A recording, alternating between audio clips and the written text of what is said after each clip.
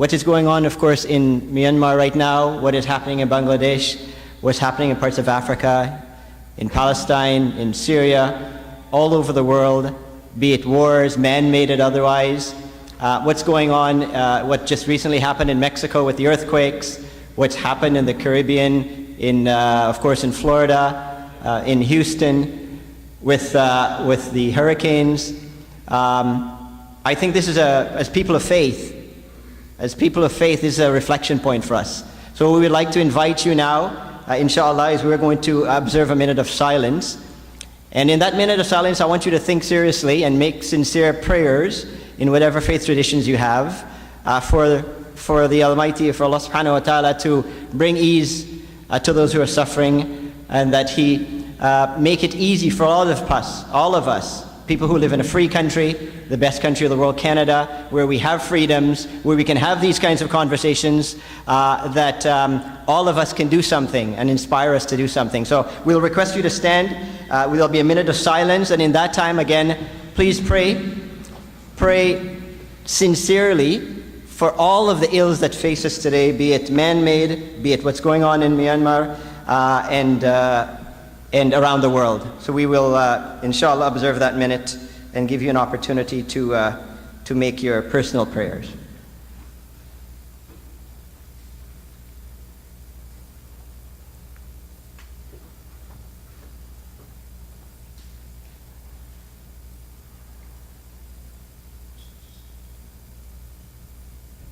Thank you very much. You may be seated.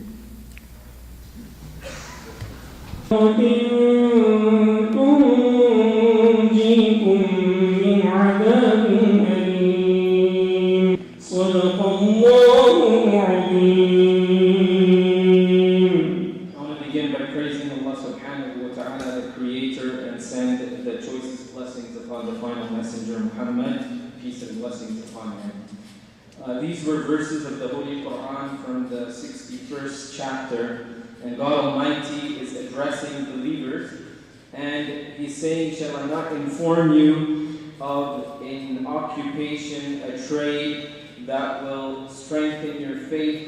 It will enable you to move forward and connect with the Almighty as well as serve humanity." Then God Almighty Himself describes what that activity is. And what is that activity? God Almighty says, تُجَاهِدُونَ فِي سَبِيلِ اللَّهِ بِأَمْوَالِكُمْ وَأَنفُسِكُمْ. That you struggle and you strive with two things. And every one of us has these two assets and these two valuable commodities. I appreciate everyone's presence here, including our elected officials who have taken out their time from their weekend to be here.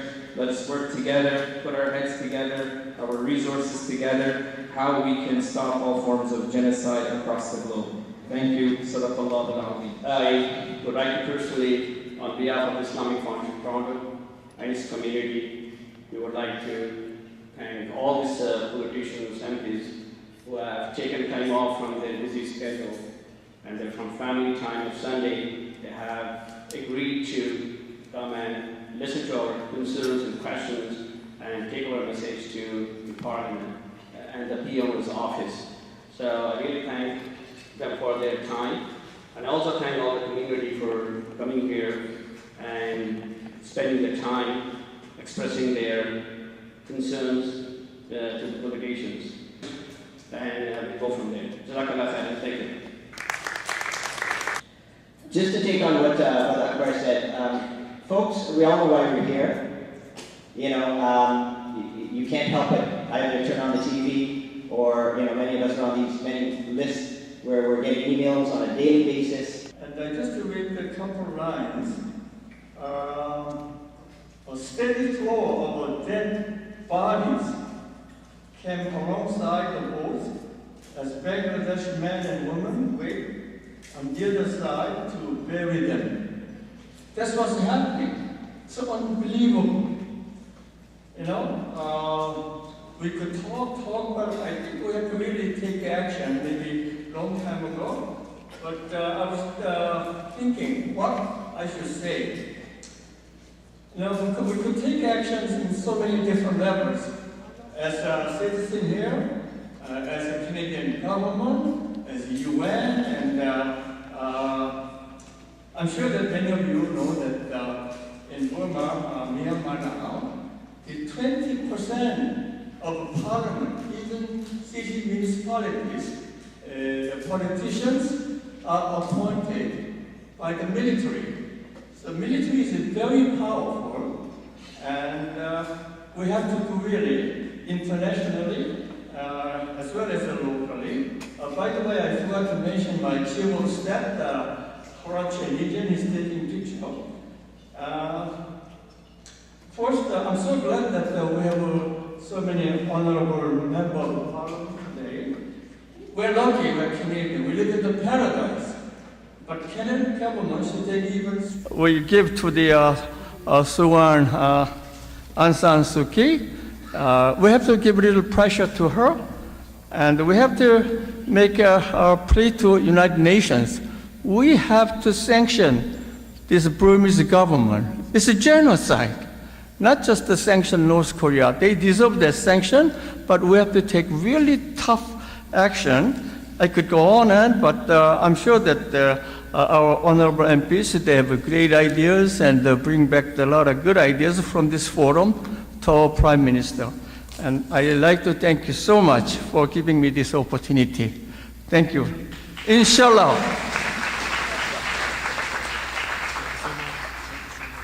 I would like to invite Yasmin Ratansi, Member of Parliament for Don Valley East, to address us. That's wonderful. So if you look at this issue is not a new issue that has been going on for a long time. All these petitions, I wrote to the Minister for Foreign Affairs and said, this is not acceptable. When you meet her, tell her she is committing crimes against humanity.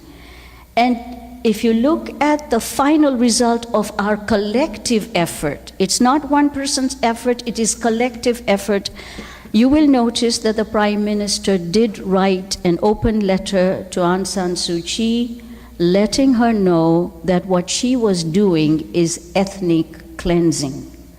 Now, what are we going to move forward with? Who is suffering the most? Bangladesh.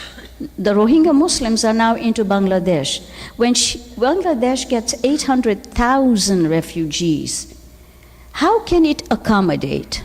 And if you noticed at the UN, the Bangladeshi Prime Minister tried to talk to Trump, and he actually ignored her. So if a United States can ignore her, what is Canada going to do? And I think Canada, our Prime Minister, our Foreign Affairs Minister, and our Minister of Citizenship, on whom I'm going to put more pressure because I want him to revoke her citizenship, and I think you should.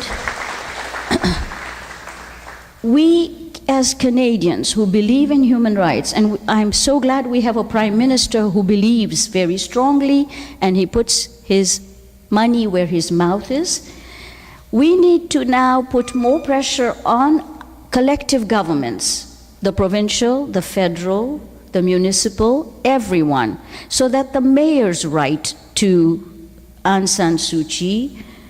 The Prime Minister has already written, the different provinces write, and we need a collective push on her. If there is any foreign aid that we are giving to Burma, Myanmar, we should stop it. And that's going to be our next round. But we should increase foreign aid to Bangladesh, because Bangladesh cannot take on so many refugees. I just visited Africa. I was in Ethiopia that takes in 90,000 refugees, and they get $4 billion from United States. So we need to ensure that there is some equilibrium within the way that aid is given. So I promise to work and ensure that human rights are kept at the forefront. And we can all use our Twitter account. I just tweeted because I believe in human rights. So I'll give you a story. The president of Tanzania has become a dictator, and he was putting everybody in jail. And there was an assassination attempt on one of the opposition lawyers, who is the chief whip. So I found his Twitter account and tweeted to him to stop the thuggery. Guess what? It came in all Tanzanian newspapers, and people were emboldened because he had stripped down the social media. So what Aung San Suu Kyi stated in an interview that it's a big problem and we are misrepresenting it, and that these people are terrorists, I tweeted to her, who is terrorizing whom? Because these people are not terrorists. It's very easy for people to use the label terrorism where Muslims are concerned. So let's be very vigilant what she tweets, what she speaks, and be after her. Find her Twitter handle and just overwhelm her, because she cannot get away with it. And we will work with you to ensure she doesn't. Thank you so much for having me here.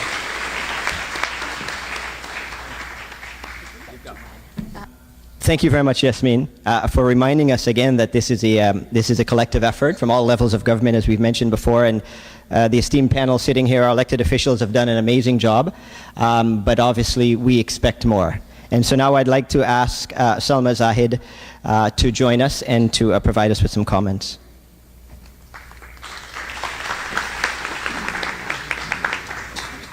Assalamu alaikum.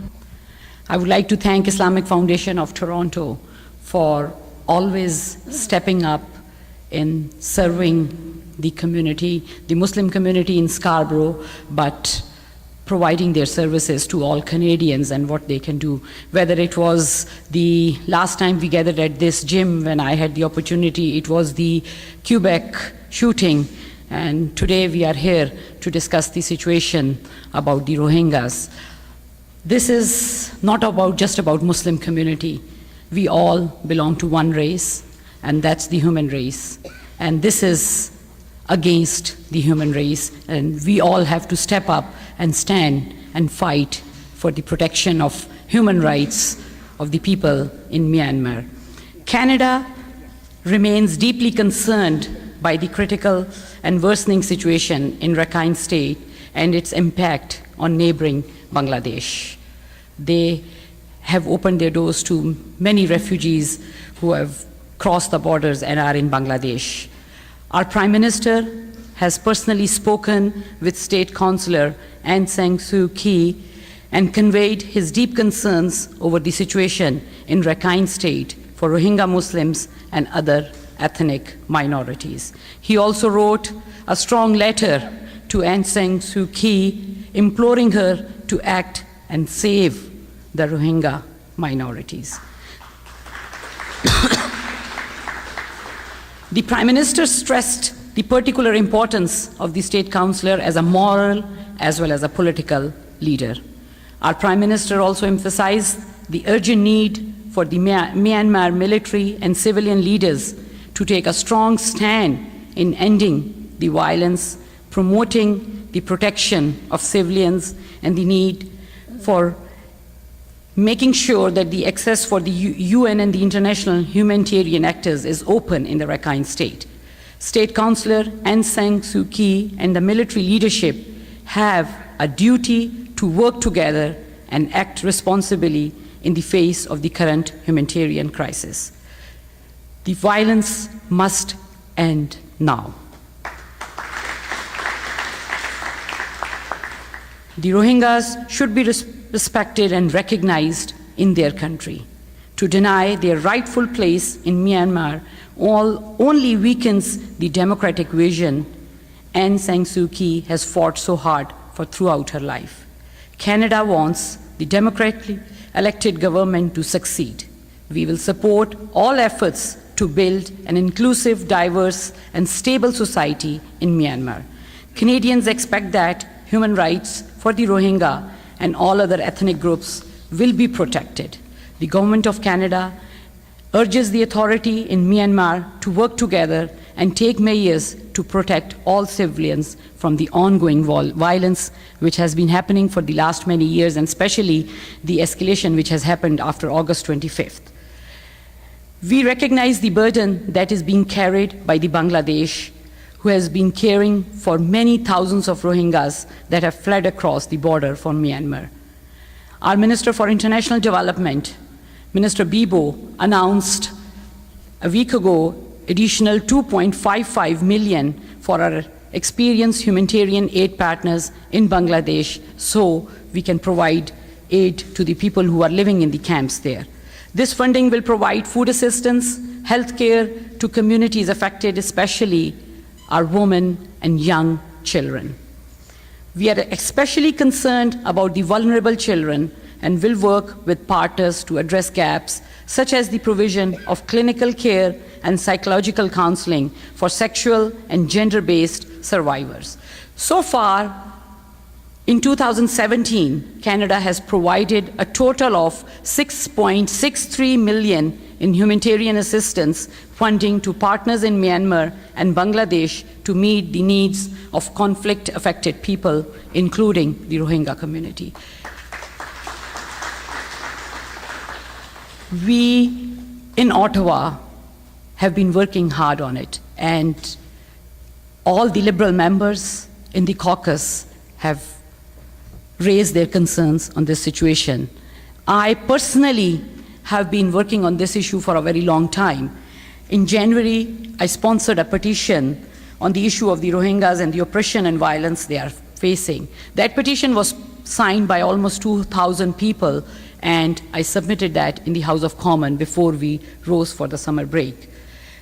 It urged the Canadian government to urgently raise the awareness of the Rohingya and to make sure that the violence ends.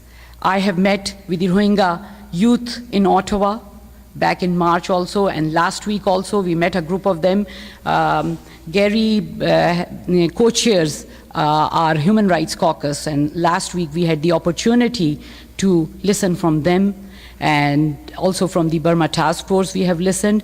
So in that Human Rights Caucus meeting last night, there were over 21, I think it was about 20 or 21 members who were there and were concerned about this issue. So we are all working together to make sure that we can raise the voice. I have regularly raised the issue of the Rohingyas with the Foreign Affairs Minister, Chrystia Freeland, and her predecessor, Stephen Dion, to be sure it remains high on the agenda and that they are aware of what the community here in Canada has been telling all of us. On September 13th, I hold a roundtable of Muslim leaders in my community office in Scarborough, and thanks to Islamic Foundation of Toronto for being part of that discussion, where we all discuss things this community can do and steps they would like our government to take. And I have conveyed their concerns directly to the minister. 6-point agenda was raised at that day. The letter has been submitted to the Foreign Affairs Minister on behalf of the Muslim community leaders who were part of that discussion. And the last Friday, a petition was signed in almost, I think, every mosque here in Scarborough and Markham area. And the petitions which I received, I have submitted them with the Minister, Chrystia Freeland. And I want to continue to work directly with all of you to make sure your voices are heard, both here as well as in Ottawa. And I will continue to be your voice along with all my colleagues in Ottawa and encourage our government to do everything we can to help our Rohingya community. Canada has been a clear and strong voice saying the violence must stop, and Aung San Suu Kyi, and we will remain focused on stopping the violence and on providing humanitarian assistance to those impacted. And thanks to all of you for being part of the fundraising efforts which many of the mosques have taken, and making sure that whatever we can do as citizens to provide help to the community, to provide help to our Muslim brothers and sisters. Thank you for that, and we will continue working together. I'm looking forward to your questions today so that we can all work for one great cause. Thank you. Thank you, Salma. As you can see, brothers and sisters, again, we're giving the MPs the opportunity to talk specifically about what they've been doing, how they've been advocating on the current situation. We understand, of course, that this didn't start yesterday. This has been happening for a long time. I know we have a number of organizations who are represented here today who have been at the forefront of this advocacy, and so we want to continue to thank and acknowledge their efforts. As Akbar mentioned, the Islamic Foundation of Toronto, along with others, working very hard on many fronts. One of the fronts, of course, is on the financial, to be able to provide support and relief, specifically in Bangladesh, to the 400,000. And just yesterday, the United Nations updated their statistics to say as of the 22nd of September, over 429,000 Rohingya Muslims have fled to Bangladesh. And to speak to what Salma mentioned earlier, 80% women and children. 80% women and children, the most vulnerable within our society. So once again, I want to thank them for that. Now we're going to give the opportunity to our MP, Sean Chen, and I want to remind the remaining gentlemen that I know that there's a common theme here, but if they can especially highlight specifically what they have been working on, because I know that we're all eager, and I know they are eager to listen to your questions and your concerns. So it gives me great pleasure to welcome our MP for Scarborough North, Sean Chen.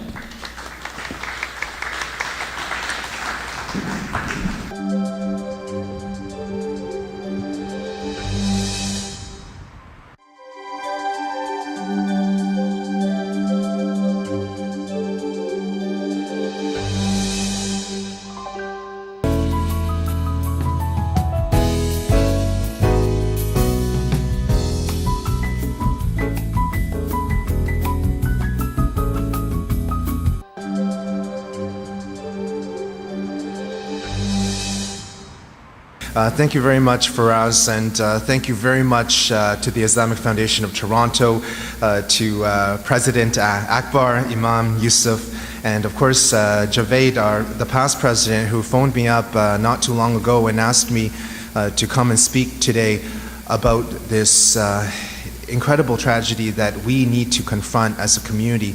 But let me start off by thanking all of you for being here. I know how important it is for all of you that we as a country speak up on this issue. And I know the values that you hold dear, values of education, of family, of community, and of human rights.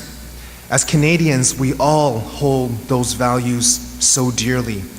The United Nations High Commissioner for Refugees said not too long ago that what is happening in Myanmar is a textbook example of ethnic cleansing. I've had the fortune of being in this community for 11 years now, and much of that time was as your school trustee. And I know in our education system that we have already too many examples of crimes against humanity. In our schools, we teach our children about the Holocaust, about the Holodomor, about the Armenian genocide, about the rape of Nanjing. We don't need another textbook example. When I was here at IFT not too long ago announcing $78,000 in federal funding for security equipment, this issue came up.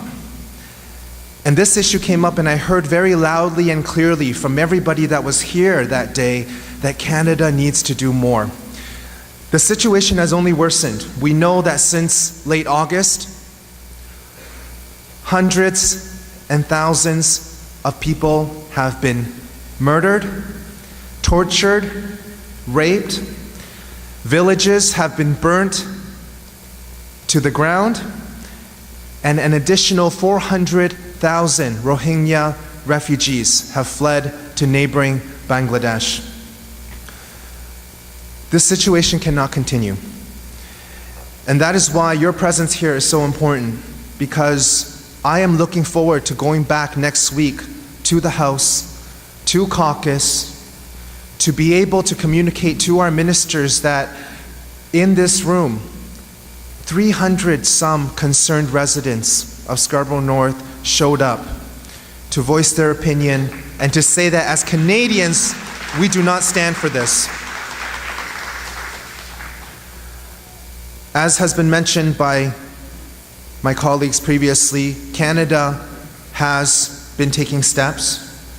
We have provided $6.63 million in humanitarian assistance to partners in Myanmar and in Bangladesh, which we must continue to support. I was in Bangladesh just a few months ago for the Interparliamentary Union, and they are a developing country and they have challenges, and they're taking on this burden, but they're doing it and with the hope that others like Canada, other nations can come forward and provide the same support. As you heard, our Prime Minister has been proactive to speak to the State Councillor, hoping that we can see a glimpse of what she has in the past stood for.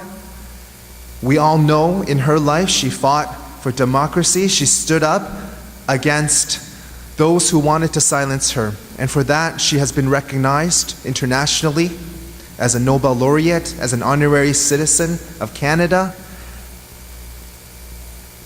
I hope that she can live up to those standards, and I hope that she can play a role in confronting the military forces and the extremists in Myanmar that have been contributing to this horrible atrocity.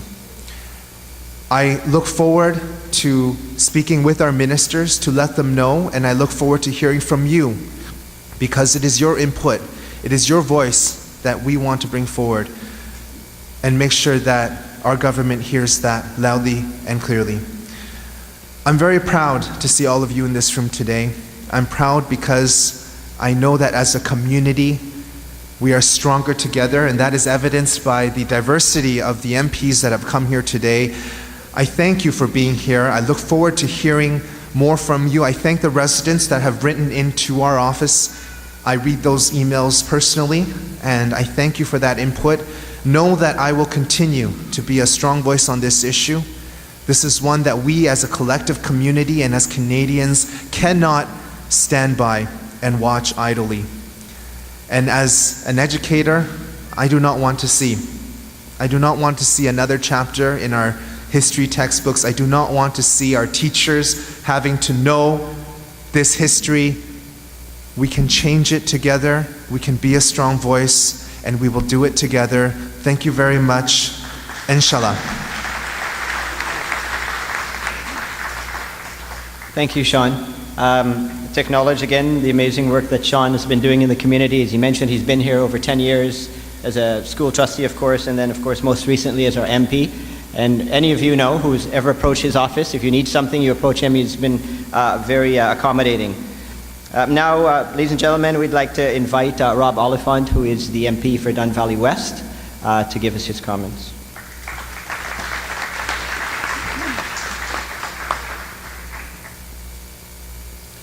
Assalamu alaikum. Thank you for this invitation to be with you. I'm here more today to listen than I am to speak to you.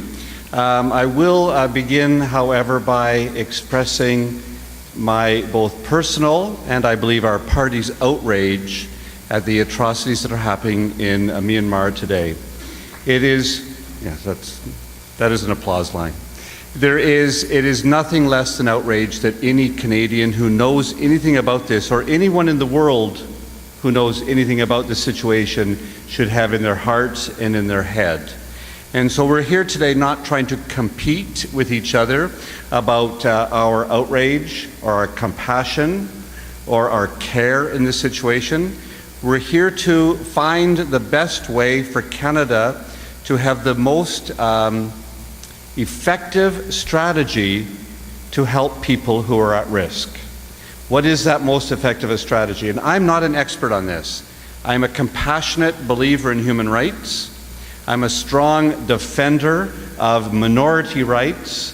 I have seen cases of genocide, ethnic cleansing, and crimes against humanity repeated and repeated and repeated in history, whether it's the Armenian genocide, the Jewish Holocaust, the Bosniaks, the Tamils. It has continued far too often, and it is time for our generation to say, stop. It is in Kashmir as well. It is time for our generation to say, We have a fragile planet that we live on. Every human being takes up a certain amount of space, and we are better when we live together peacefully. Canada should be a model for that in the world, about the way we recognize our diversity as our strength, and that we may have religious differences, cultural differences, ethnic differences, different countries of origin, but somehow by living together peacefully in this country, we are stronger, we are richer, we are happier, and life is better. And that is our job as Canadians to do that. The second task we have, when that modeling does not work, is to find effective strategies which for us as a small power are almost always multilateral. We need to work with our neighboring countries and countries that share our values to stand up. And this is a very, very tricky situation because some of the levers that we normally have in a situation are not there. As has already been said, we have a country with a very strong military that is not under the direction of the government. And that happens in countries from time to time. So this takes a very fine balancing to understand how we stand up to the powers which are not shared the same way they would be in Canada. To think of the Canadian military as being outside the hands of the government is unheard of. But Myanmar is not the only country like this. So we have to find a way to speak truth to power and to show our strong condemnation of the activity that is going on.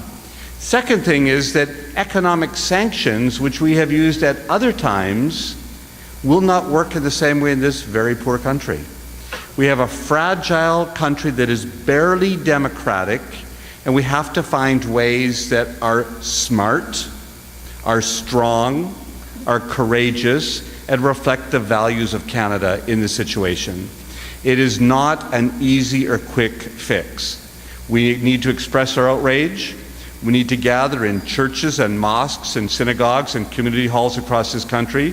We need to express to our government, and you're doing this today, our collective outrage.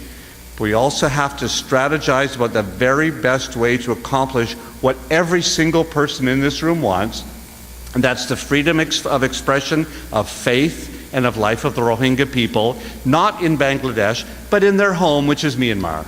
We want them to be able to express that, to live that fully, and to understand that they are going to contribute to the success of Myanmar by being Rohingya, living there, and being respected as they are. If that doesn't work, then we have to also do humanitarian and compassionate aid in Bangladesh, in Myanmar, to ensure that we have a place. Am I calling for military action? I am not at this time, but I think Canada has to have that in the back of our head. How do we do that as a multilateral operation when we have the ability to do that together with neighboring countries that share our values? We'll take a long time in that conversation, and it will be too long for most of the people in this room because we want urgent action. We want action that will help this situation. We want action that will save more lives, not cost more lives. We want action that will be permanent because justice needs to be permanent. It can't be temporary. We'll do that. We need your support. We need your suggestions. We need your ideas. We need your creativity on how we as a government can do that best and most effectively. And we will be your spokespersons. We'll do that with courage, with strength, also with wisdom. I'm looking forward to our discussion. Thank you. Thank you, Rob. Rob mentions about long-term and about being an effective, what is the effective plan moving forward. I hope we're going to get some ideas. I hope we're going to get some questions about that, about Canada's role moving forward. So our final, last but certainly not least, speaker is, of course, Gaya Sangari, the MP for Scarborough-Rouge Park.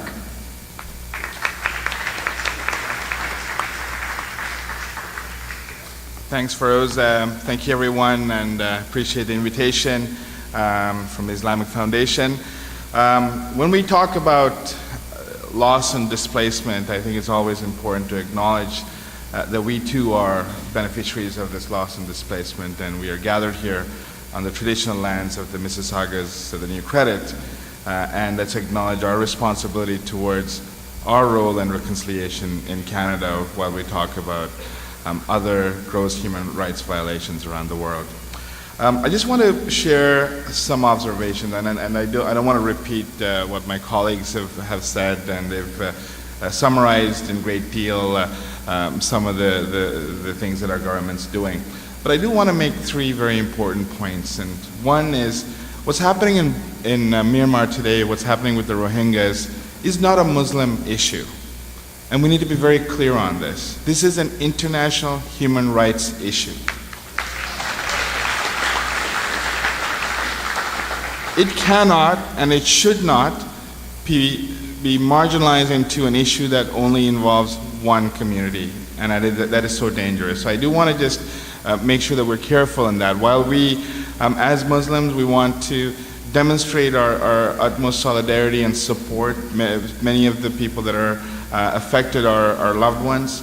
Many of those who are suffering are in Bangladesh right now, and that's affecting certainly the people of Bangladesh, which is a predominantly Muslim country. But it is not a Muslim issue. It is an international human rights issue that needs international intervention. Secondly, and this is where I think, I've seen a great deal of attention paid to the issue of citizenship, and we've discussed it today as well. That cannot be our focus. That cannot be our primary focus. That is certainly something that Canada should look at. That's something the government needs to address. But I think we have to be very careful in not putting that as front and center in terms of what we're asking the international community to do. The Norway, for example, and the Nobel Peace Prize, nor Canada with the citizenship, because that is not going to stop a single person from being killed today.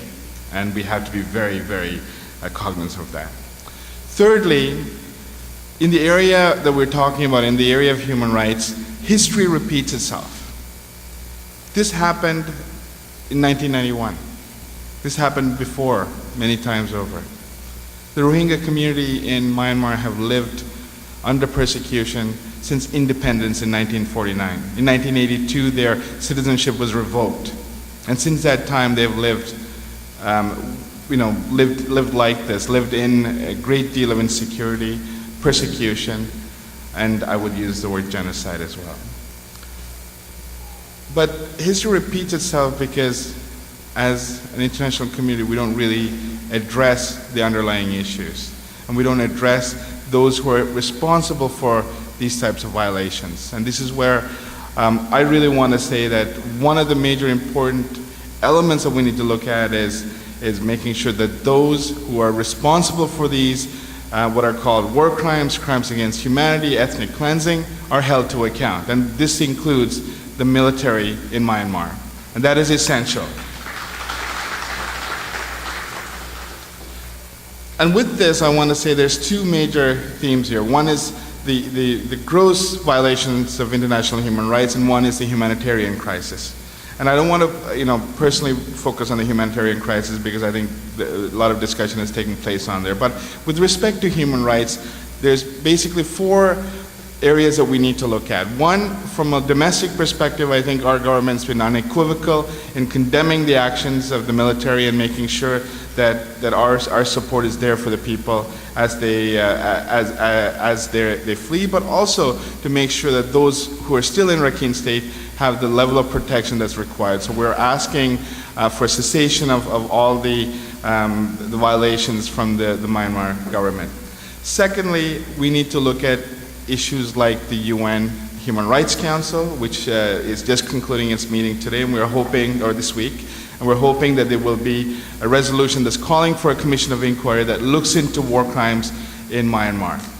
And Canada should play a very active role in that. Thirdly, we are looking at a free trade agreement with ASEAN.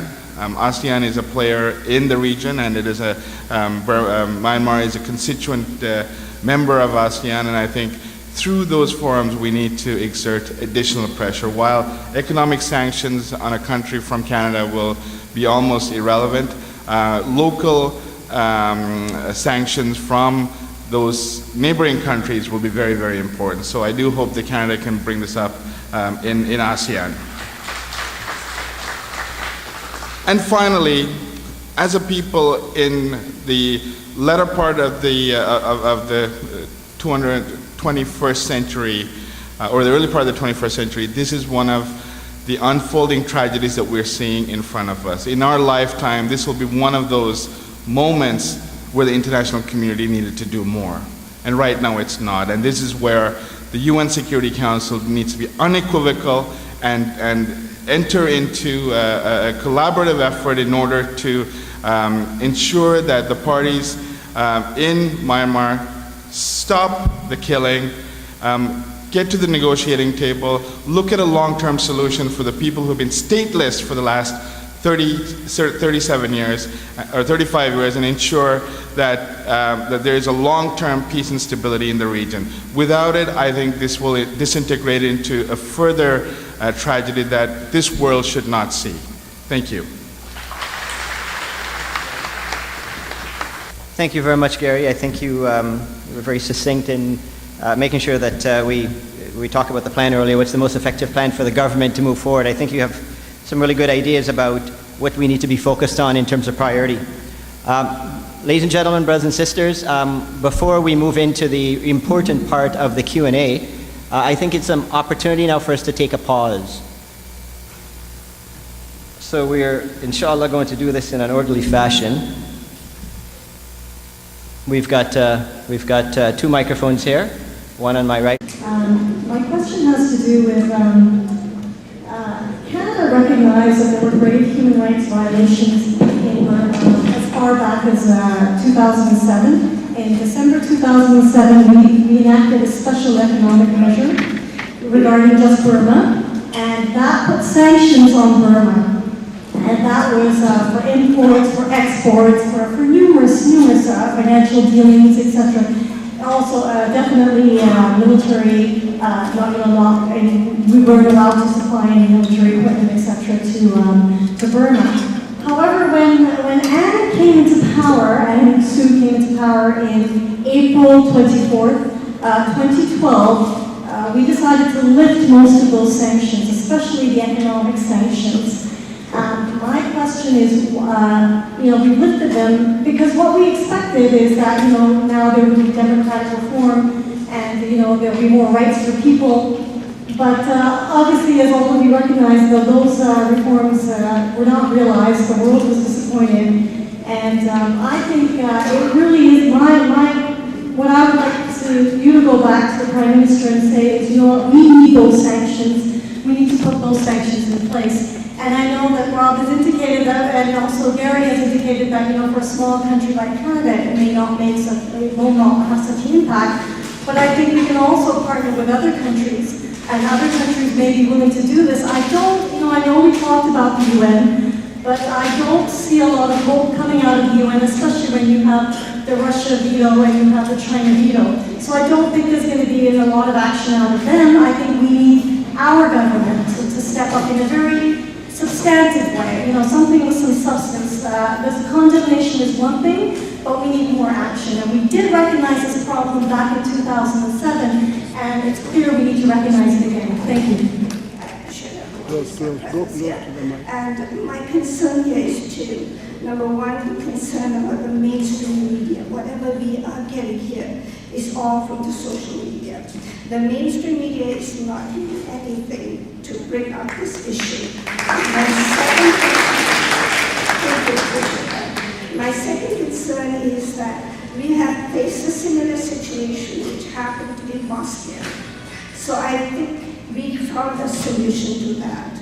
I think government should put a pressure on the international community to bring a similar solution to the people of Myanmar. Thank you. Appreciate that. Thank you. First of all, I would like to thank for your time, the government representative. My question is, I just want to make it short.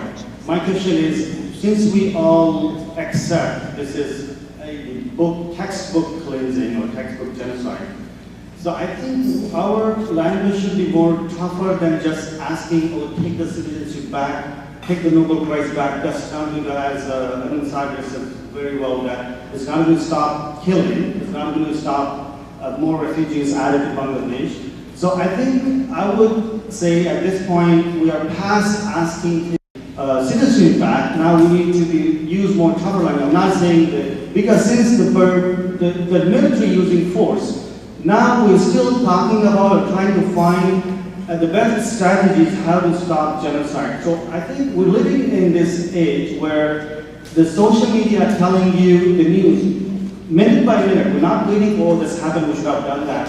We should be reacting more proactively since we have the news, and we all accept, we all clearly said that this is textbook genocide. This is a very well planned killing. How do we stop that? I think we should go one level, elevate one level further to be tougher, just using the soft language at this point. That's okay.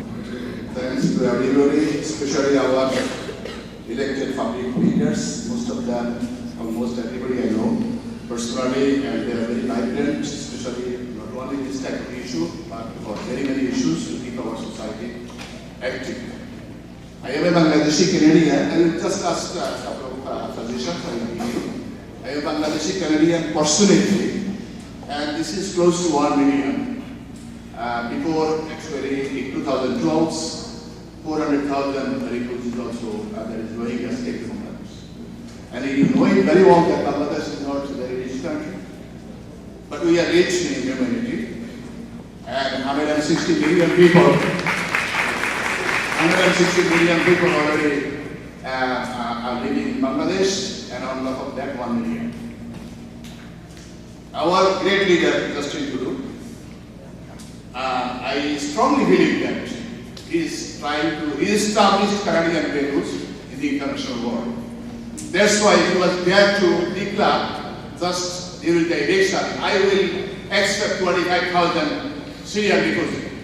I think at present it is close to 40,000-50,000 because by the government will receive them. My suggestion is that this is Islamic Foundation, always work beyond border.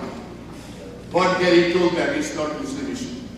Because Myanmar leader is trying to divert this situation to other way, stating that it is terrorism. And that's very easy to say in the Western world sometimes, because media is not also doing the right work. Once it is Muslim, then it is terrorism. So this is Islamic Foundation, have been working, I think for 40 years. We are Muslim, but not working for Muslims. We are working always for humanity. It's not Hindu, Muslim, Buddha, Christians. Because during 2007, Cyclone Sabir in Bangladesh, personally was the member of the team. I went there personally. Rana Plaza victims, I went there in 2013 with the help of the Islamic Foundation. Might be I will be able to go with this team to Bangladesh, right to get more and more information. What is exactly happening there? So my first suggestion is that we have a great leader, Justin Trudeau, in Bangladesh, in Canada, and he already exhibited his personal interest from his family, interest from his body and mind, what he wants to establish in the international world. So this is the opportunity. Our elected public leaders, please convey the message to our federal government again. If not genocide here, it is more than genocide because it is so horrible, so terrible, so destructive, so aggressive, so prejudicial, so cruel. Worse than describing language what is happening in Bangladesh. 80% of Rohingyas are women and children. So to revoke her citizenship, we have to follow definitely the systems. But no system is Holy Quran or Bible. We can establish a new system. If she continues to do that, then her citizenship will be revoked. We can approach. So my first suggestion to try to enhance diplomatic relations. We have already relation to enhance diplomatic relations with Bangladesh as well as Myanmar, especially to Bangladesh, with Bangladesh government to facilitate relief work and for their permanent settlement. And these people, for your information, these people have been living in Myanmar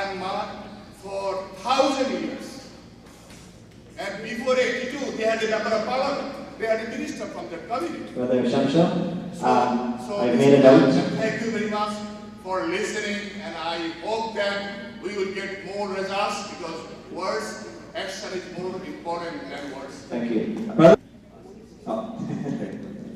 How do I say it? Welcome, Janaki. My name is Sister Hussein Hussaini. I have a question from Sister Nahar. She's asking, does Canadian government have any plan to look after those orphans who lost both parents among Rohingya children?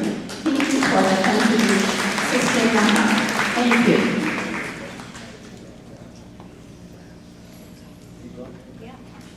Next question. Yes, Assalamualaikum. My name is Javed Khan.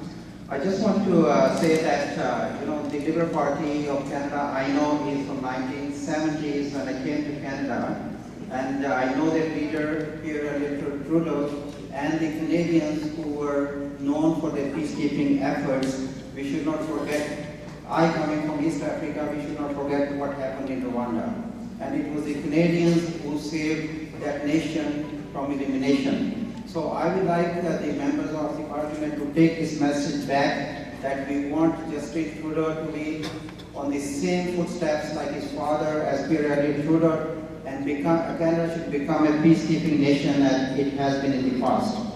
So a few questions I have is, if you can say it's a comment or a question, that first thing I would say that we are, as concerned Muslims, calling for an immediate cessation of all violence in the region, as some of the members of parliament mentioned. So this is the first step we should take. The second one I'm requesting is that we should demand immediate access to Rohingya state for the United Nations, the relief aid agencies, and we should also request UN observers to go there and make sure that the peace is there and a peaceful resettlement of the Rohingyas from Bangladesh back into their villages.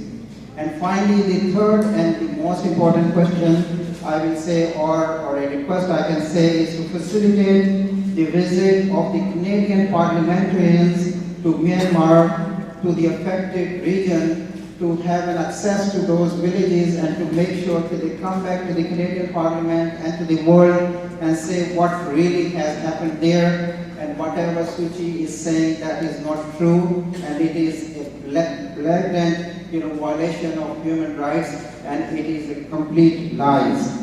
And lastly, I will request Islamic Foundation, in cooperation and coordination with all the Muslims and all the agencies and all the masajid and all the organizations, to set up a follow-up process, because we don't want this meeting to stop right here. There should be a follow-up process. What's going to happen, what our parliamentarians are going to do, and what is the results of taking this message to Chrystia Freeland, the foreign minister, as well as the Prime Minister Justin Trudeau. And I think, inshallah, with the concerted efforts of all of us, all the agencies, as one unit, and as we say, it is a humanitarian issue, it is not a Muslim issue, that inshallah we will make a difference and we will bring about a change with our united efforts. Thank you so much. Thank you.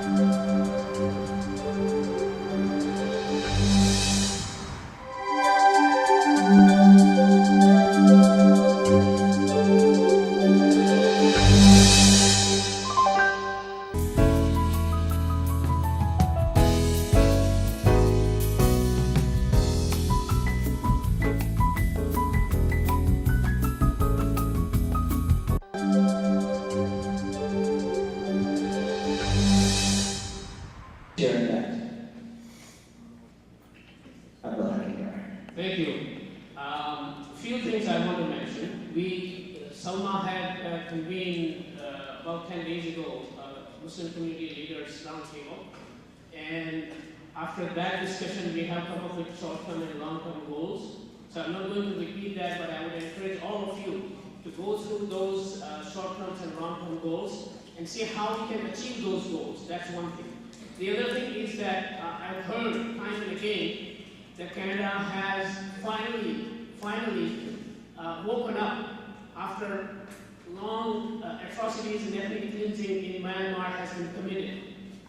And I've heard that Canada has pledged or given $6.6 million. I think that's a drop in the ocean for what we need on the ground. And I'm confident that Canada can do much better. In that short-term goal that we had articulated as a group, we had requested a minimum of $25 billion at once we need on the ground to help the most needy and desperate people who have been displaced from their own country. So if you can look into that and make those funds available. The other thing is that we need to understand that the sanction on a small country and a poor country, Burma or Myanmar, is not going to work. We don't want to harm the people of Myanmar, even though Myanmar, their military have committed ethnic cleansing, bare minimum, and genocide at large. We as a humanity and a Canadian, we don't want to hurt by putting economic sanction on Myanmar itself. But what we need to do is this: the military is out of control. The military is buying their equipment, their armament from perhaps our own allies. And we need to understand that, and we need to approach them, and we need to lobby as Canada that, hey, you cannot sell this armament which is being used against humanity. When Saudi Arabia bought some arms from Canada during Harper time, and when we thought that it's using against humanity, we have started making big news about it. Same process and same approach has to be taken on this matter. I've come to know through social media that when this ethnic cleansing were at the peak, Indian Prime Minister was visiting Myanmar. Has he spoken out against this ethnic cleansing? Ethnic cleansing? No, we have a good relationship with India because it's the largest democracy of the world. Can we not, as Ross mentioned, that we need to do the multilateral approach? Where is the multilateral approach from Canada? We need to know the actions which can have a solution short-term and long-term, and we will do the follow-up. Thank you very much. Actually, everyone's first time here. It's a very beautiful opportunity that we are an example for the world that we can have a platform like this when everyone else is so divided. But I just wanted to make a point, this is ethnic cleansing happening now, and all of us in this room, there's 300, 400 people. However, all of us have power. We have social media. We all know someone who knows someone who knows someone. So it's not just a message for the MPs. It is for them because they represent us and they can bring it to a higher power. But for everyone here, the biggest problem is this issue doesn't have awareness. Talk to your anyone you know. Tweet about it, post about it, mention it in any gathering. It's inconvenient for us, but at the end of the day, we will go home and sleep in our beds, and there will be children without parents, without a place to go, nothing to do so. And we are in a position of responsibility because we've been given an opportunity they don't have. So everyone, I request everyone, go home and spread awareness about this. Send a message to your friends, tweet about it, post about it, because even if you're not famous right now, but you know someone who knows someone who knows someone, and because of this, we can start a chain reaction. Here in Scarborough, in this room, the people here, we have the power to make a difference. So please spread awareness, you guys as well, and let's very key. They're not covering this at all. They need to bring it to world's attention. Not only in Canada, but worldwide, it has to be brought to people's attention. There is atrocities taking place at this very moment, but we're not providing that and the coverage it needs to be addressed internationally, not just social media. I have 2 points. First one was addressed by my brothers on the South, the media, so I don't want to take too much time. The second point is, as one of the friends mentioned, that we should be part of the solution, not only questioning. My belief that the history, as mentioned before, the history repeats itself. Serbians, it was the biggest example for us, and we should look at the solution. My belief that the solution is, it's not the people who are committing the crime. It's the leader of that sect and the leader of the government. We should forward them and bring them to the justice under the war crime. This is our first point and the most important point. It's recognized for the 75 years that there are crimes committed continuously, and we can see the proof of 800,000 going to the Bangladesh and so on.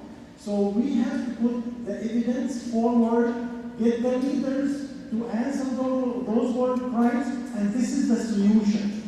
We cannot go and fight the people. That's not our intention. It's our intention is to solve the problem, and solving the problem, when we put those leaders there, the others will understand that was a big mistake and they will regret it. That's my solution. First, I'd like to thank the organizers as well as the present here today. My heart is bouncing so bad that I'm going to fail. Honestly, it's not because I'm scared of talking. It is the situation that I myself. My name is Anwar Khani. I am the chair of the Association of Canada. I am inviting myself, not somebody else came into join there and saying things. I still have some siblings alive. I still have some nieces and nephews alive.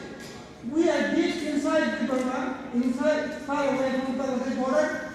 What you are talking here today about the refugees in flux, the quantity, how many 100,000 and so forth, who are very close to the Bangladesh border to manage to go there. From my part of the country, nobody can manage it. Most of them are dead. I already lost since 2012. Until now, I lost more than 7, and I stopped counting because I can't breathe anymore. So, the relatives that I still have alive, do you have a plan to save them? Recently, along with Burma Task Force, Brother Ramadan and I was at the subcommittee testifying witness. Here are some papers. I was given by Burma Task Force to give it to you. I am very sort of motivated and happy to see a lot of ministers and MPs and senators come forward, and Muslim leaders, local leaders, Muslim, non-Muslim, to help, to raise the issue. The situation is so grave, so unexplainable that one day means we're talking about thousands of lives. I can tell you, I can give you a lot of evidence, I can make a live talk now, and you can hear the screaming voice, please come. For them, I am as if I am the king of the world. I can do things like, like this. So, is there anything that you can put right there, right now, to stop the killing at least, and then for something else?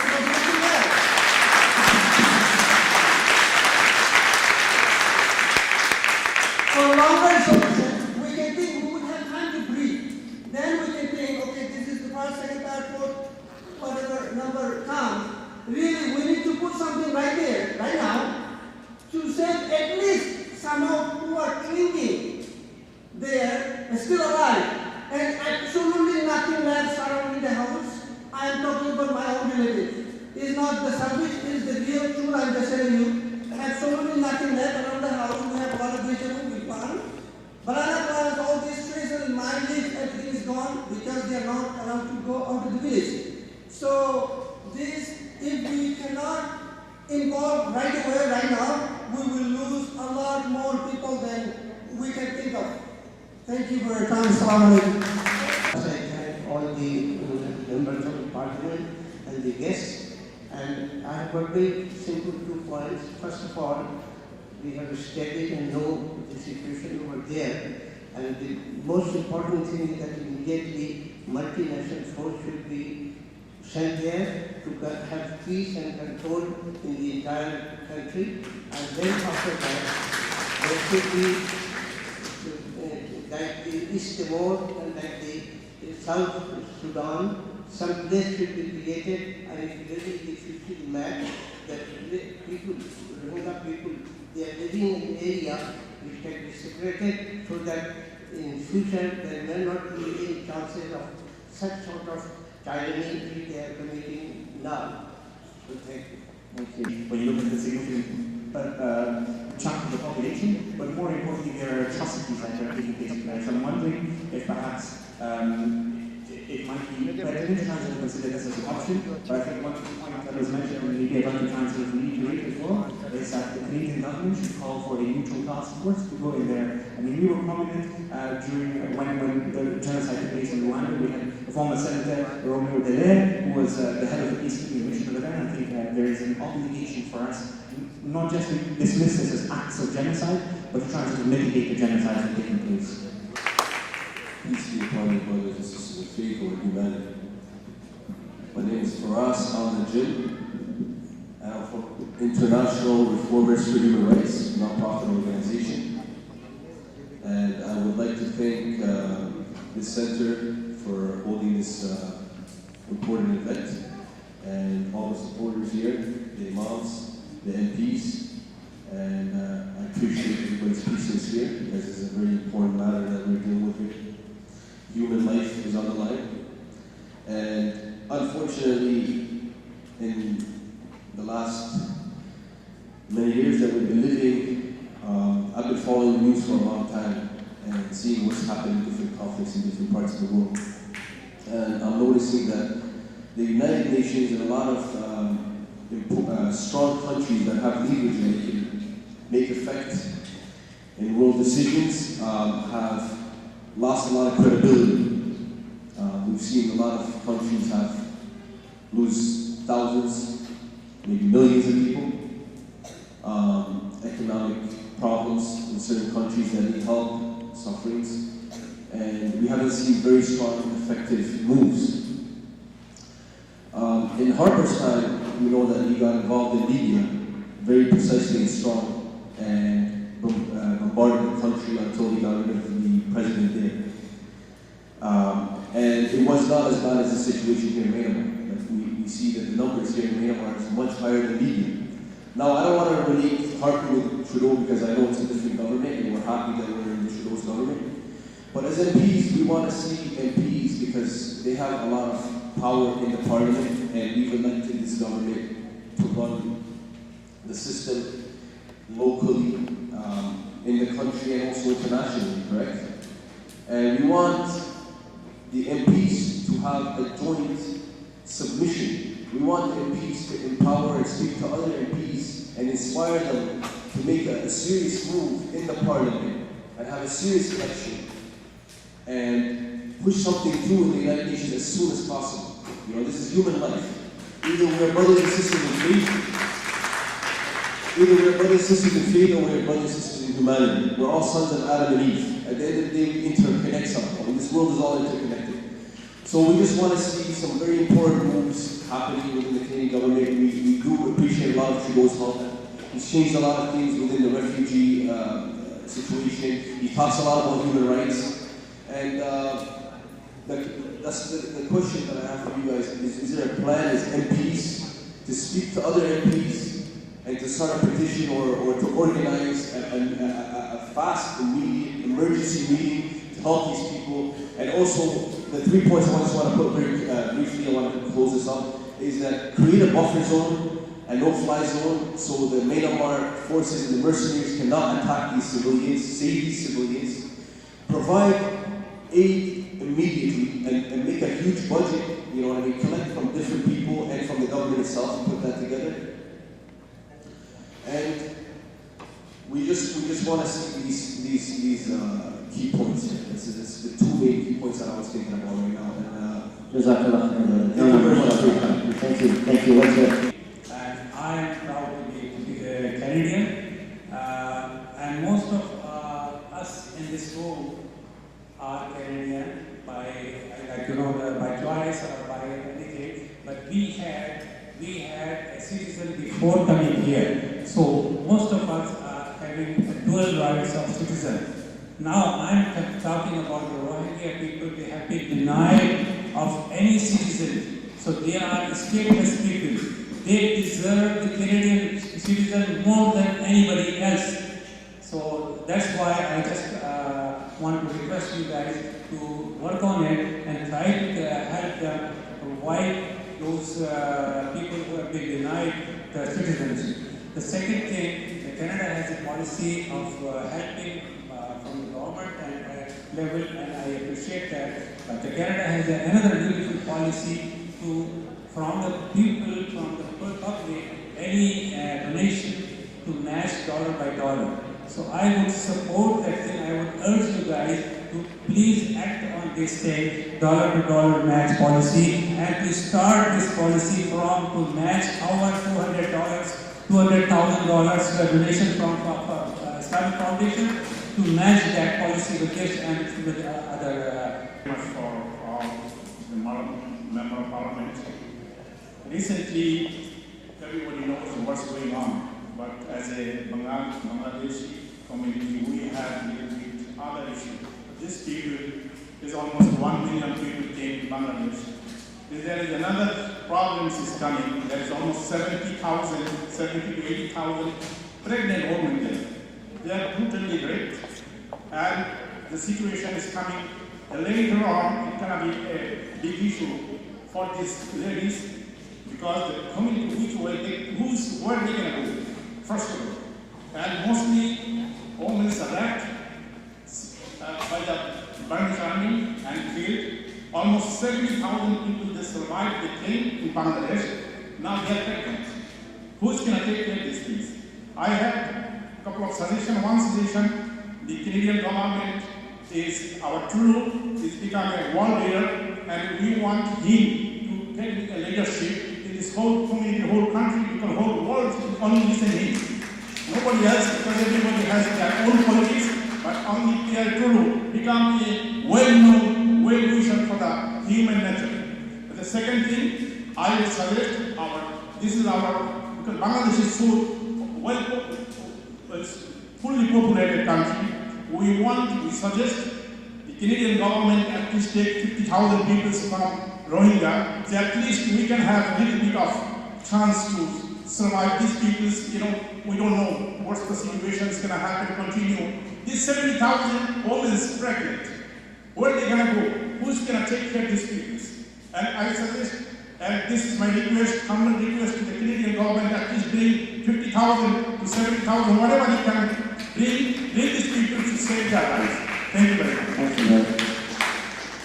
Again, that point's been raised a few times. We mentioned that 80% of women and children are facing this disaster right now. And of course, the question about whether Canada will accept refugees.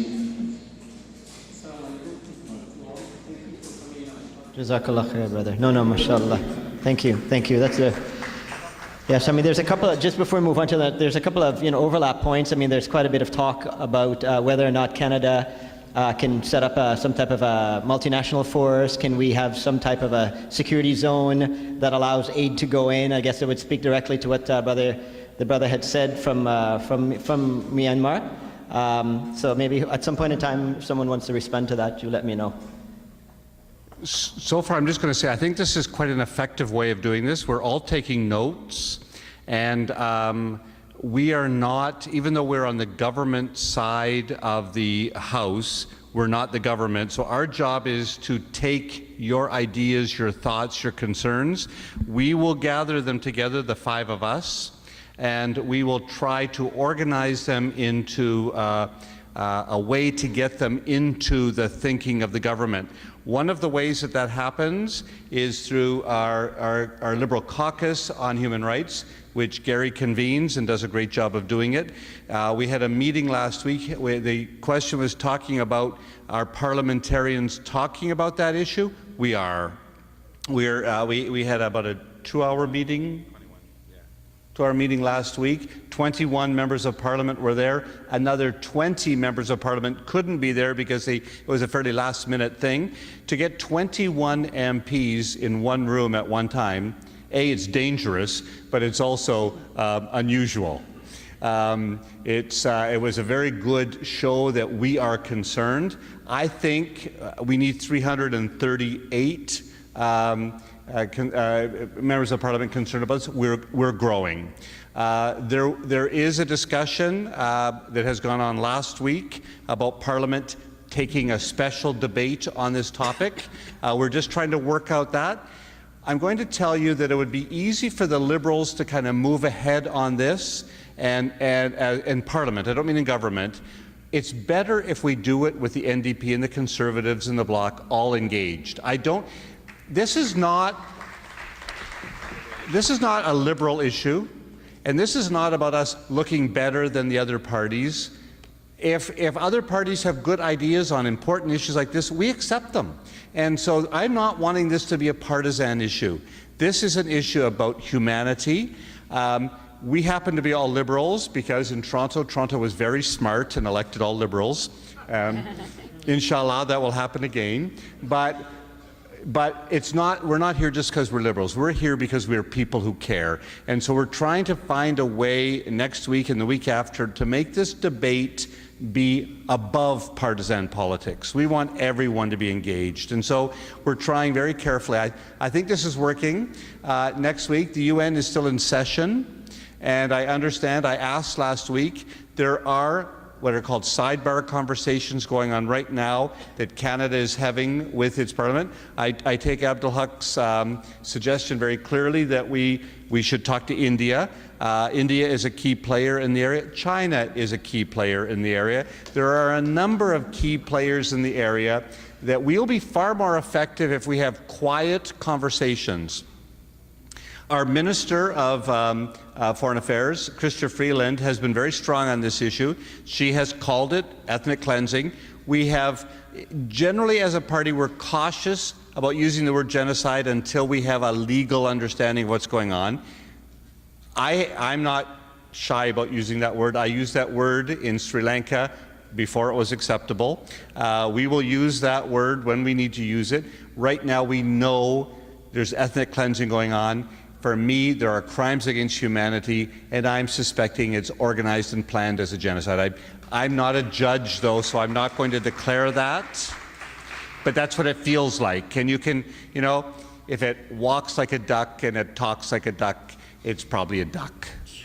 So it's quacking like a duck. So we're watching it closely. We don't want to inflame this situation. We want to make it better. And so we're not talking about rhetoric. We are just walking very cautiously and carefully on this issue.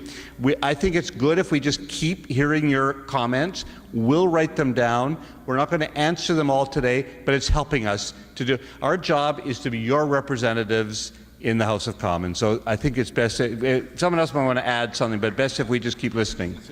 I know that Gary has to leave because he's flying away to Vancouver shortly, but so if he does escape, it's not that he's not interested. I'm just giving him like the heads up that we know that. I'll just add something to that. Just that on one issue with respect to the UN, there are 3 simultaneous processes taking place. So one is in Geneva. It's called the UN Human Rights Council. It's meeting until the 29th of September. And I know there are discussions taking place. I believe there may even be a resolution relating to Myanmar that will be coming forward, and that's a very important forum. Secondly is the UN General Assembly is in session in New York. Again, I think it's till the first week of October, and there are some very high-level discussions taking place there. I know that's something that Minister Freeland brought up last week.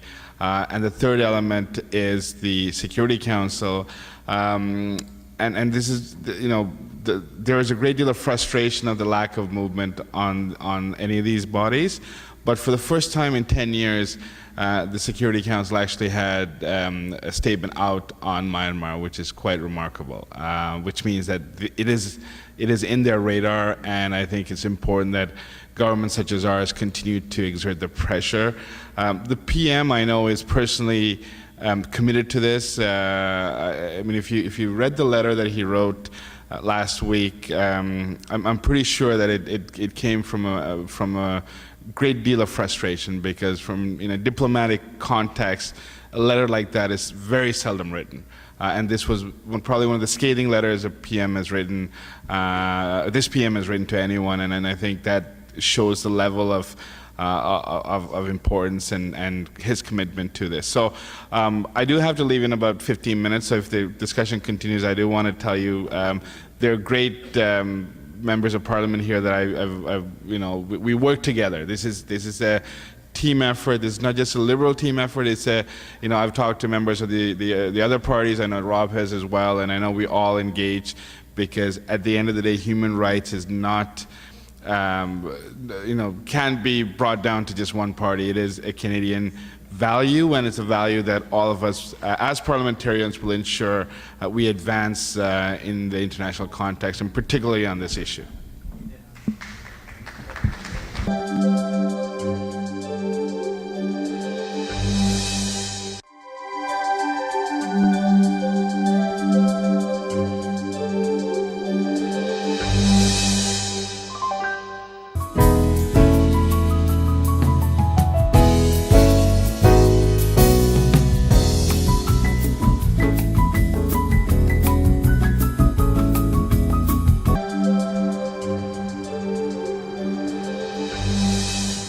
I just want to say, and I'll say it briefly because I do want the folks who are waiting at the mic to be able to speak.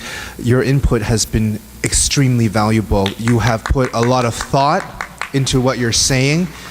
You have clearly been immersed in the issue, and everything I can see, all our colleagues here are writing it down. I feel that there is a tide turning. I know that our government, yes, we are not government ministers, but we ultimately are Liberal MPs, and we have a voice in caucus, a voice at the table, and I know our ministers care deeply about this, and we will bring that message forward. So I'd just like to have the mic continue. Thank you. And I'll echo it, because I guess everybody's going at 4:30, but there is one suggestion that is very critical that came, and that is Canada should appoint a task force consisting of former ministers like Alan Rock and Lloyd Exworthy with the EU partners. Guys, you are giving good solutions. And yes, we talked about taking away her citizenship. Do you know what a PR nightmare it would be for Aung San Suu Kyi? Just keep that in mind. Thank you. We want to thank everyone for being here today. I know Gary's had to leave already, but Rob, Salma, Sean, and Yasmin, thank you very much. I know you've been taking notes. We've been taking notes. Before we ask Sheikh Badat to come up, we want to thank all the volunteers who've helped out today, especially our IFT youth who've been doing the live streaming, the video, and helping out. So we want to thank them so very much. This is a process, right? This is not just an event. And so now what I'd like to do is invite Sheikh Badat to kind of do a wrap-up and thanks, and then we'll go from there. Thank you. So, thank you. Just in the interest of time, we've got most of the parliamentarians need to go in the next 12 minutes. So can we kind of group the questions? It's got to be just a question, no commentary, because we're making notes, and it's important for them to get all the notes before they leave. So we've got 12 minutes, and we do want to give Imam Badat the opportunity to wrap up and give us a sense of next steps. So, Bismillah. Again, that point's been raised a few times. We mentioned that 80% are women and children who are facing this disaster right now. And of course, the question about whether Canada will accept refugees. I have three basic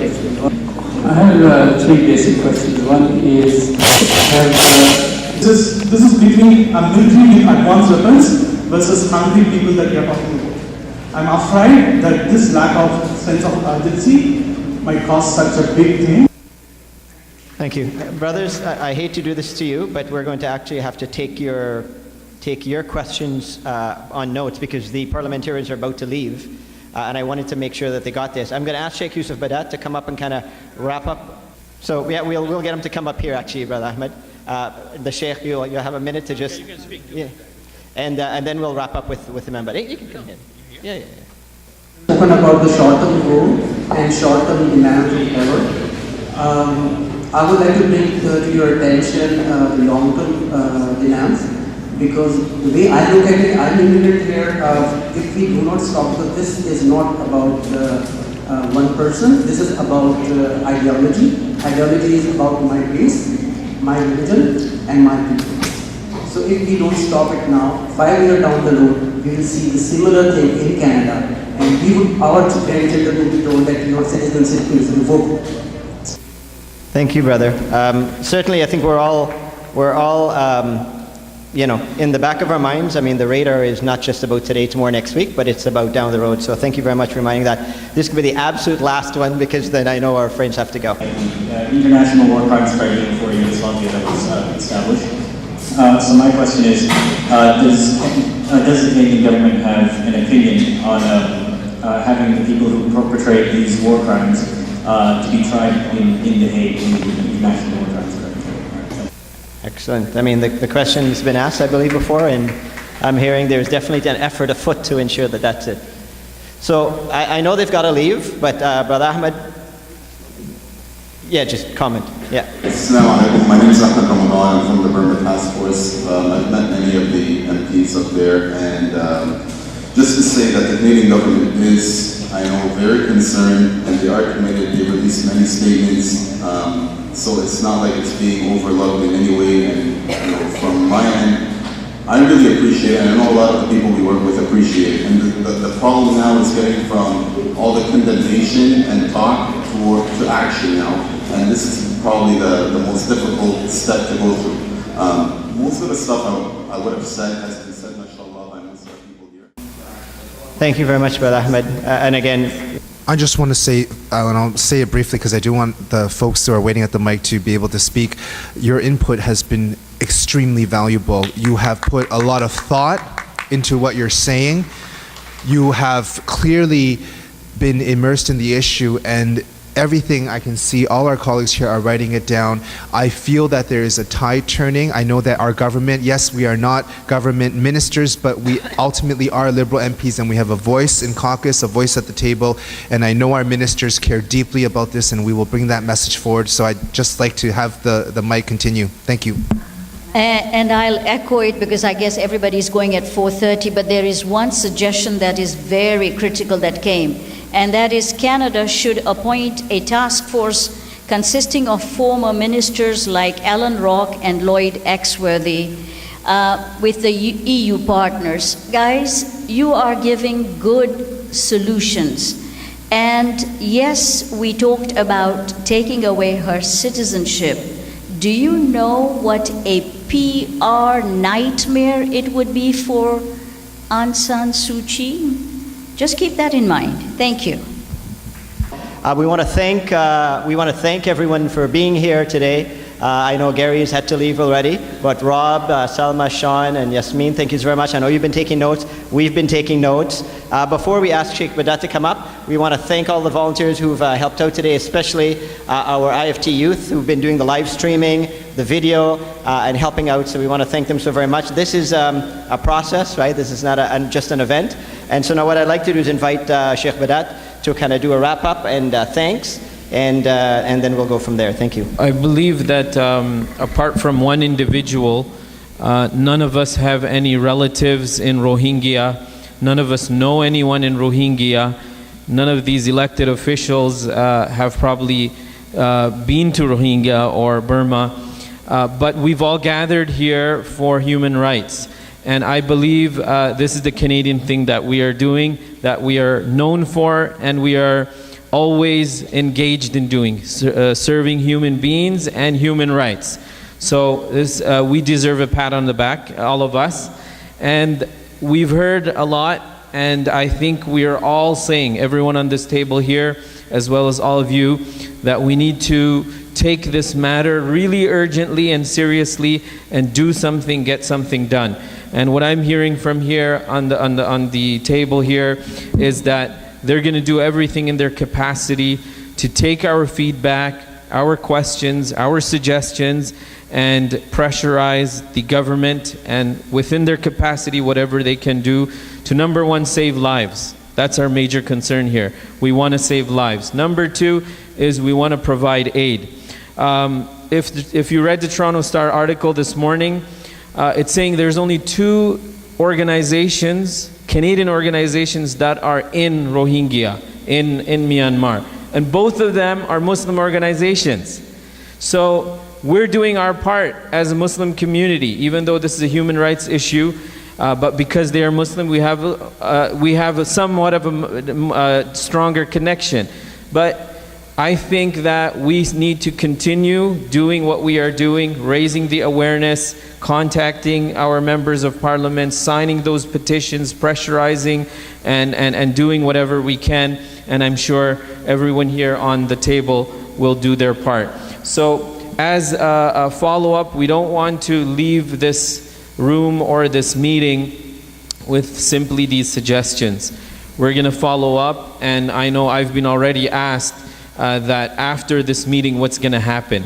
So I'm urging our members of parliament that Islamic Foundation will be in contact with each and every one of you to follow up, to see what has been done within your capacity, and we will be reporting back to our community, and hopefully we can have another session to see how far we have been. So thank you to everyone and everyone's contributions and suggestions, and particularly to our elected officials. And we hope that we can be somewhat of a support to those who are shelterless, to those who are stateless, to those who don't have food, and those who don't have a place to stay that is decent. And by having the concern, we have hope that God, Allah subhanahu wa ta'ala, will definitely accept our gathering and assist and help us help those who are helpless. So with these few words, we thank everyone. And we pray Allah subhanahu wa ta'ala accept our gathering. Let us conclude with a prayer. May Allah subhanahu wa ta'ala accept us. May Allah subhanahu wa ta'ala make us a means of assisting those who really need it. And may Allah subhanahu wa ta'ala hold the hands of the oppressors and guide them towards peace and mercy. Subhana rabbika rabbil izzati amma yasifun wa salamun ala al-mursaleen walhamdulillahi rabbil alameen bi rahmatika ya arhamar rahimin. I believe the President is going to say this as well, but Islamic Foundation is sending a team in the next few days to the Bangladesh-Myanmar border. And we've already gathered $200,000. And if anyone would like to contribute before they leave, this is going to be distributed to all the refugees that are in that region. So please do support the Islamic Foundation of Toronto in this aspect as well. Just a quick thing, unless we follow up with this thing, there is no sense of this meeting. Islamic Foundation of Toronto will get your answers. Can we give you a week, or how many days you need to respond to this? And the responses, what I receive from the MPs, we'll put on our website, whatever I hear from them, and we follow up continuous correspondence with them on this issue. So we will get some date deadline, so we can follow it up, as Brother Khalid Usman suggested, that we should have some dates. Thank you very much. First of all, I just want to say that we all are so appreciative of the time that everyone has taken today to come out and to speak on this issue. Just a few moments ago, we huddled as a group here. What we are going to do is take our collective notes, and we've surely written quite a bit of them. As MP Oliphant mentioned, we can't speak for the government, but we can speak and advocate on your behalf. So in terms of a response or the answer to the questions, what we would like to do is formulate a letter that we will jointly write as the 5 MPs who were here, who have heard from you. We've got all your input and your questions and your great suggestions. We will formulate a letter that we will then send to the government, to our Prime Minister, to the ministers that are responsible, and we will share that with IFT and make that publicly available. And of course, we welcome your continued support, input as we move forward. And it's very encouraging to see the actions and the work of IFT, the money that's have been raised. I know that was one of the suggestions, to see if we can advocate for matching funds from the federal government. I think all of us were nodding. We will continue to fight on your behalf. We are here to stand together as one community. It's not a Muslim issue, as was said. It is a human rights issue. And thank you once again for being here today. Can we go beyond the letter? After the letter, can you just follow up what's the response from the PMO office or the foreign, so that the public would like to know, in addition to the letter what you're writing, what's a follow-up after that? Not just a letter. The whole idea is to follow up on this meeting and move. What they will also do is take the long-term and short-term strategy, suggest that. Yes, those strategies, long-term and short-term, and then you can, we can follow up. Thank you. Thank you. I want to thank the Islamic Foundation of Toronto for gathering here today at the Nugget Mosque.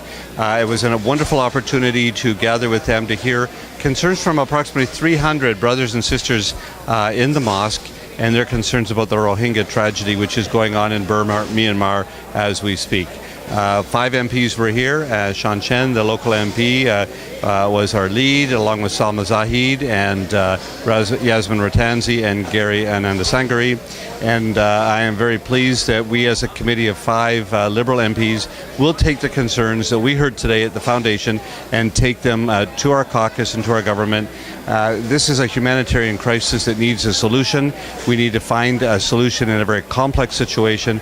We will continue to work, and we thank the community for their strong advice to us. Thank you.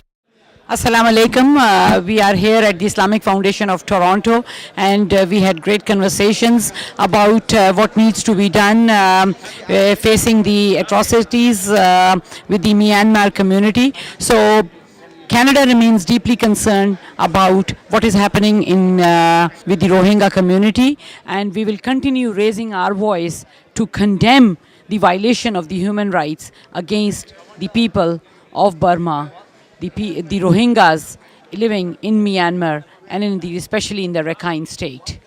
We, as the members of the Liberal Party, have raised these concerns.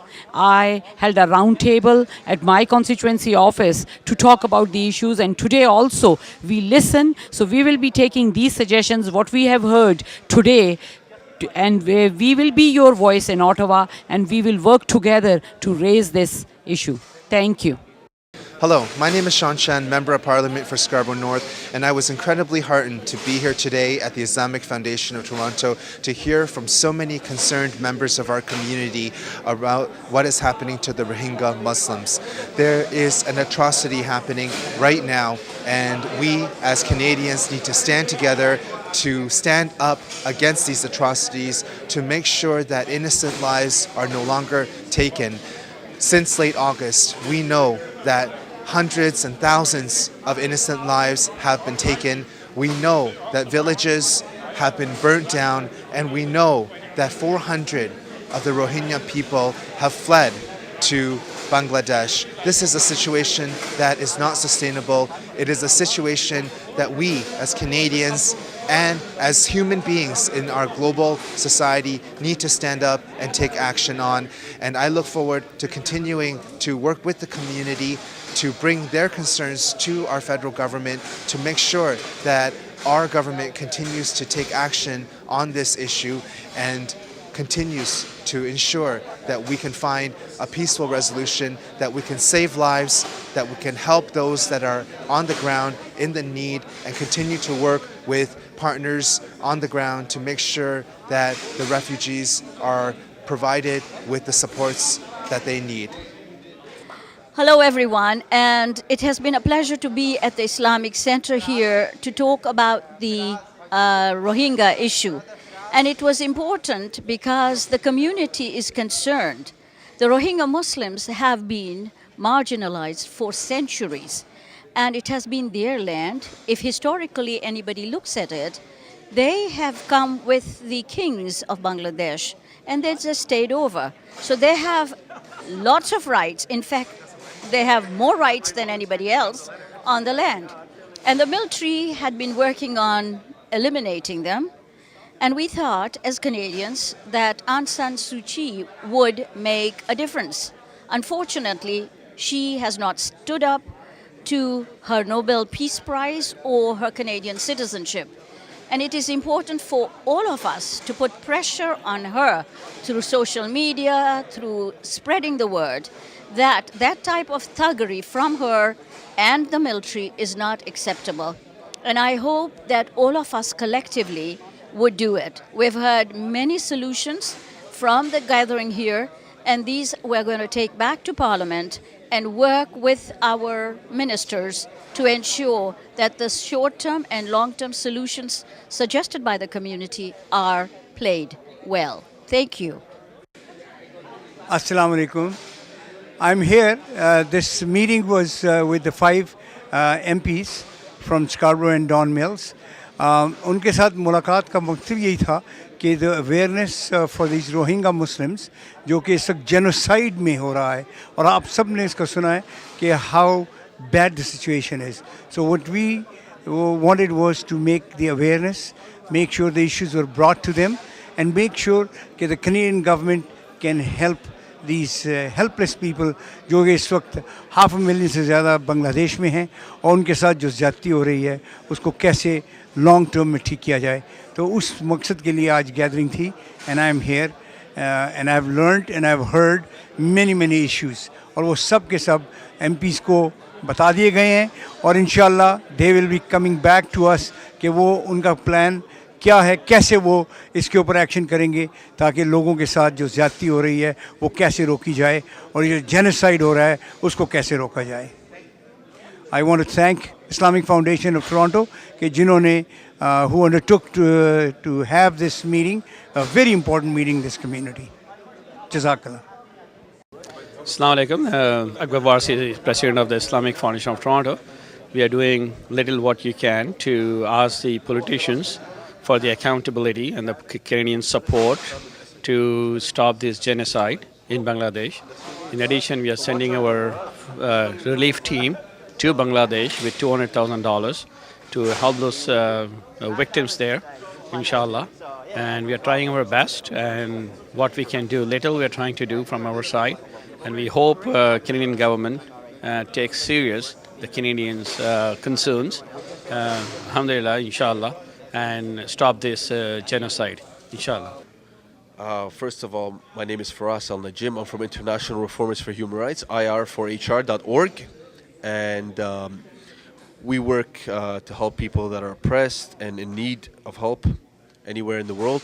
And it doesn't matter what their religion is, what their culture is, what their language is.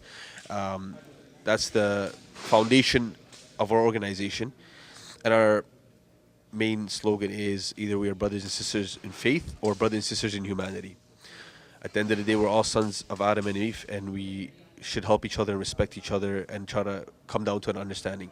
So today, as this big, nice, supportive gathering in this mosque here with the MPs and different imams and different organizations, we came here to support this emergency meeting for the people of Myanmar, the Burma people, the Rohingya people. We've heard about their oppression over several years, and it's really hurt us for a long time. It's been impacting us, but now it's obviously becoming very, very heavy, and the attacks they're coming down very heavily on the people and the civilians, and we're very hurt by that. And International Reformers for Human Rights wants to condemn the Myanmar government. We want the Canadian government to take effective and precise moves to strip the citizenship of the Myanmar Prime Minister, create a buffer zone with the United Nations and a no-fly zone to protect the civilians that are fleeing by the government and the mercenaries, and also to help and bring in aid as soon as possible. Thank you very much. Assalamu alaikum. Today was an important meeting at Islamic Foundation of Toronto between the local MPs, 5 local MPs, and the community, and it was the meeting of a concerned citizens of Canada about the crisis in Myanmar, and we have addressed all our concerns, and we have suggested the ways how we can eliminate this situation in Myanmar. So lots of suggestions were put through the MPs, and we want MPs to take this to the Parliament and to the Foreign Minister, Chrystia Freeland, as well as our Honorable Prime Minister, to make sure that our voices are heard and this genocide of ethnic cleansing is stopped in Myanmar by Suu Kyi, the leader. And on the second note, I wanted to reiterate that this is a Canadian concern. It is not the Liberal Party, but we are asking the support from all the political parties, the NDP, the Conservative, as well as Liberals, to address this issue in the Parliament and take measures that a team is sent to Burma as soon as possible to make sure what's happening on the ground, as well as the parliamentary delegation of the Canadian MPs to be taken there, and maybe a United Nations peacekeeping force to be placed in Burma, so the displaced Muslims or the people affected by this tragedy are systematically rehabilitated in their own country, and they go back to Burma in a peaceful state. Assalamu alaikum rahmatullahi wa barakatuh, and thank you for Islamic Foundation and for all the MPs to join us today. Wassalam. Assalamu alaikum wa rahmatullahi wa barakatuh. Yusuf Badat here, the Imam at the Islamic Foundation of Toronto. Alhamdulillah, we just completed a very important meeting in reference to the crisis in Burma or Myanmar. It goes without saying. The devastation, the genocide, the ethnic cleansing is just so great that we cry, our hearts bleed. And as believers, we must do something to help and support. So the community has come today together and put forward all their suggestions and their concerns and how we can address the situation. And I believe that as a community, we can all come together and do what we need to support those who suffer wherever they may be. In terms of the Rohingya, the first thing that we need to do is pray to Allah subhanahu wa ta'ala to help them and relieve them. Number two is we need to provide aid. The Canadian government needs to increase their funds to help the people there. And number three is we need to resettle and give proper accommodation and resettlement to those who are stateless, those who are shelterless, and those who are suffering. And then all the other matters we can address to improve the situation and stop this human rights violation. So I implore each and every one of you to work together with any organization, including the Islamic Foundation of Toronto, to raise the awareness and to address this as we save lives and provide aid to those who suffer. May Allah bless you and reward each and every one of you. Jazakumullah khairan. Assalamu alaikum wa rahmatullahi ta'ala wa barakatuh.